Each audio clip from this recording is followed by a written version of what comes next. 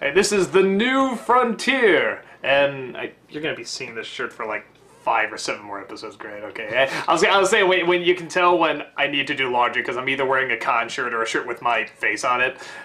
So yeah, so you'll be looking at this, whatever, and you're used to seeing that. But okay, so this is one of those kind of self-fulfilling prophecy episodes. Jake has a Croak dream, which I love that term. Yeah. That he's in space, and that there's a rocket ship and a banana man, and that he holds his breath and he dies, which, first of all, I like the idea, how do you kill Jake? And it's sort of like, oh, it's, okay, now you can kind of see how, you know, you sort of don't think about, like, can he even die? And he's surprisingly excited, like, I had my first big Croak dream, well, my only Croak dream, and Finn doesn't want him to go, so he, of course they come across the Banana Man, so Jake is kind of trying to make it happen while Finn is trying to make it not happen, and at the end it looks like he wasn't in space, he was actually underwater with a bunch of stuff, with the rocket ship and everything, and all the little pieces, the shards, they're forming the stars, which was really clever, and I legitimately did not see it coming either, which I like. But Finn is there, and he kind of saves him, or at least by him being there, Jake forces himself to save Finn, and they realize it's going to happen again then, but Finn has to always be by his side or else he'll die. So, which I love just how, yeah, and he does that, which, as if there's not enough gay gifts of us already.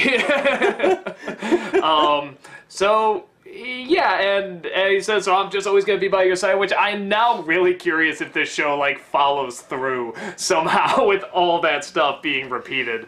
Actually, now that you say that, yeah, I'm curious if all the pieces will fall into place again. I actually kind of hope it does. I know it sounds strange, but it's like, because I don't want to see Jake die, but it's like, okay, well, he's going to die at some point or whatever, and just, wouldn't it be cool if they actually follow through, and when you see it coming, you're going to be like, oh no, this scene, like, this is kind of sad. Like, I find stuff surprisingly sadder when you know it's going to happen and it follows through. Yeah, the cat's being a nut again. He's like, so every time we're filming, it's like he knows, he's like, oh, don't look at me, don't look at me, don't look at me.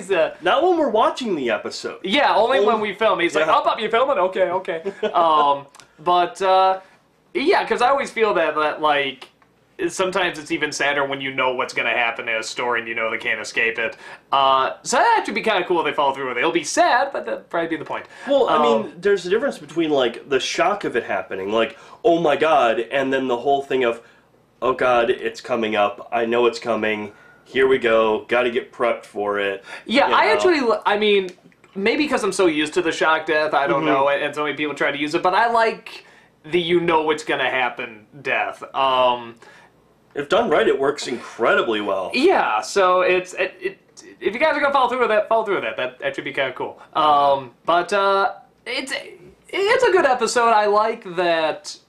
I didn't know if because you know they're not gonna kill Jake, obviously. So I'm like, well, how are they gonna get out of this? I knew it couldn't be the exact scenario that they had set up. You know, so are they gonna do it's just a different scenario and he doesn't really die, or one? They kind of do both, and I like that, and I like mostly that Finn doesn't want him to go, which is, you know, very touching and everything, but Jake is just sort of, like, doesn't even flinch. He's like, no, I'm set, I'm ready, destiny and stuff, and there's something strangely kind of, it's weird, but it's kind of comforting, like, if he has to die, it's just like, no, it's cool, like, I knew this was part of the deal, you know, it's cool. Oh, no, yeah, come on, Finn, you're just making it worse, come on, destiny, and if anything's kind of impressing, it's like, destiny! Well, he eats the cosmic owl. You don't mess with the cosmic owl.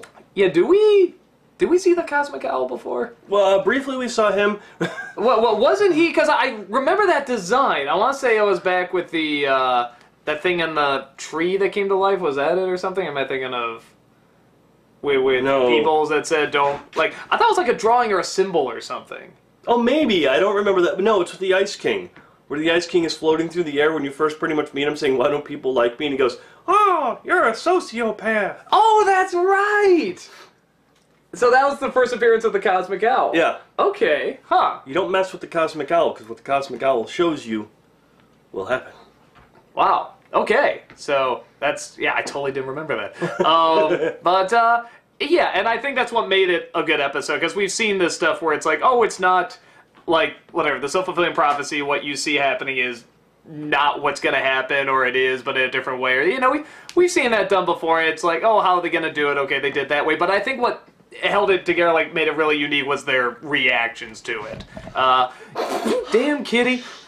What is wrong with you? What is wrong with you? Please. He throws the paper and, yeah, Naruto just brings it back in. Oh, God. It's totally off-centered. Oh, my God. Oh, my glob. Okay, anyway. Yeah, no, I thought it was, I thought it was effective, and I liked the two different attitudes to it. No, I actually completely agree with that. That, you know, you do have Jake who's like, no, dude, this is the way it is. This is, everyone's gonna die, this is what it is. Cosmic Owl showed me, I'm good. And I do love the part where Jake's holding onto the rocket and Finn's holding onto his leg, and you see him just tearing up, and he's like, no, no.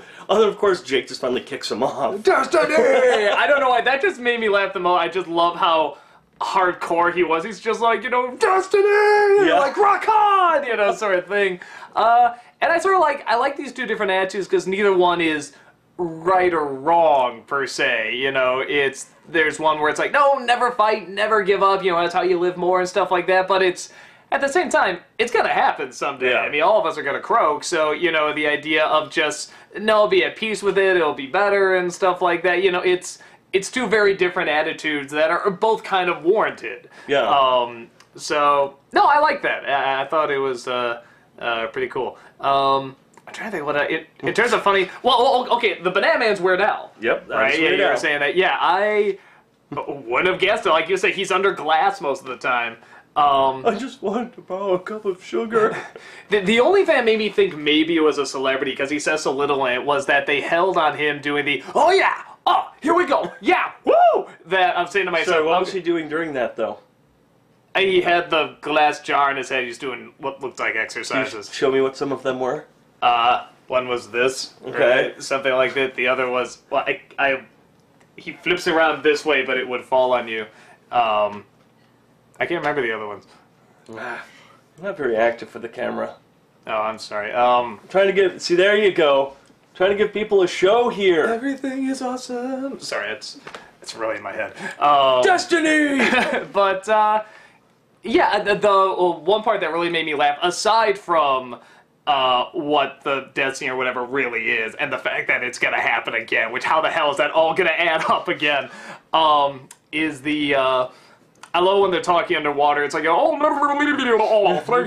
and then you just see him grabbing onto Jake, and just the way they animated the eyes popping out of the skull with him holding the breath, I thought was hugely funny, because I think it's so hard to make those dot eyes funny. And they do, for the most part, a pretty good job. They make them big, they give them the little shines in there and stuff. I mean, they do variations, but that one especially really made me laugh. I loved the arrow scene. Yeah, the arrow was pretty funny. Not the first time, not even the second time, but when he's like, let's go get that first arrow. Because we're out of arrows. Yeah. That's our only arrow, so let's go get it. Or because we're out of arrows. Yeah, and then it felt like I don't know why. It felt like there was a bit more randomness in this one as opposed to other ones. Like, I'm thinking of that ending just again with him going, whoo, yeah, I mean, it's like, that's something I love seeing in the first season. You know, or like where the Cosmic Owl comes in and says, you know, you're a sociopath, whatever. I mean, it's like, that's... You feel like they kind of got a little bit of that in this episode again, too. Which is nice, because, again, after some of the past ones are just so heavy and so depressing and stuff, you know, it's like, okay, well, this is nicer. Yeah, no, I agree. All around, I like this episode. I am curious, now that you especially say it, are they going to go back down this path at some point in time? I hope they do. I really don't like when a show cheats like that, and it's like... I understand because stuff changes and it's not always the same show you thought, but it's like, well, work with it. Work within the limitation stuff for yourself. But also, it's a dream, I guess, so whatever. But it's a cosmic owl. Yeah, what, you can't dream about a cosmic owl? You cannot mess with what the cosmic owl shows you. But it could just be a dream. No. Why? Because it's the cosmic owl. But just saying cosmic owl, it could be in your dream tonight. You would have to follow whatever he says. Yeah, I would. Because what would happen, whatever the Cosmic Owl shows you, will happen. That's just the way it is. I'm gonna, like, when you go to sleep, I'm gonna sneak in and go whisper the Cosmic Owl says Can you just be in a costume just going... Maybe. But it's gonna be like, give Doug all your money or something like that. I don't know. I got a thing of change in the bag. That's about all we got. I'll take it. We can do that. Go get it now. No, not yet. The Cosmic Owl has not come to me yet. It's gonna work its way into your subconscious. I don't want to get in the costume and whisper it in your ear. Oh, see, now you're being lazy. Now? Nope. I gotta find a Cosmic Owl costume. I'd pay to see that. So that's why you get all my money. See, again, therefore, it's going the full cycle. Send me links to a Cosmic Owl costume.